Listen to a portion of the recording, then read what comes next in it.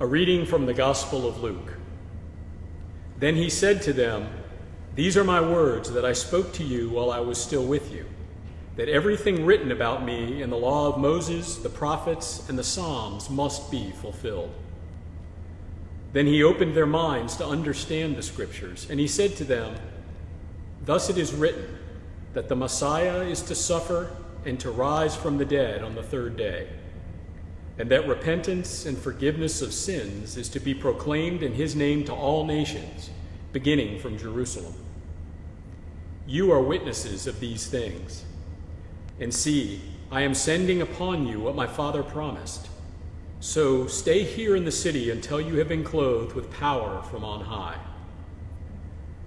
Then he led them out as far as Bethany, and lifting up his hands, he blessed them.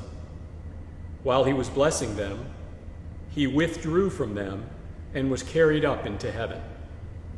And they worshipped him and returned to Jerusalem with great joy, and they were continually in the temple blessing God. Here ends the reading. Ascension Day completes the cycle of great deeds in Jesus' earthly ministry. This feast day brings heaven into frame.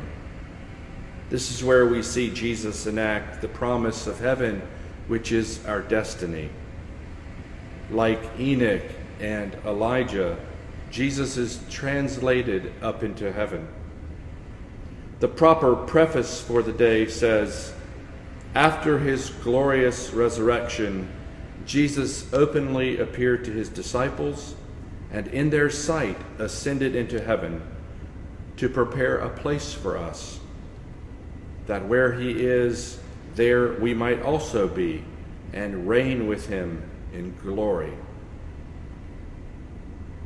I don't wonder enough about heaven, except sometimes at funerals, so I don't carry a vision of heaven with me all the time. I think it would be helpful if I did. I have some general ideas: a feast, a family reunion, unending peace, sublime music. St. Stephen had a vision of heaven. He was transfixed by it as he was being stoned to death. He saw Jesus on the throne, and it gave him peace. I can't tell you what heaven looks like or what it will feel like, or even whether sight and touch will matter. But we know our destiny is not in the ground where the worm turns, but with Jesus.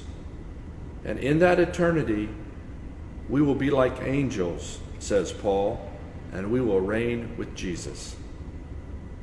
The resurrection isn't just about God raising his Son from the dead. He means to raise us up too, all the way to heaven. Lord, grant me a vision of your heaven today. For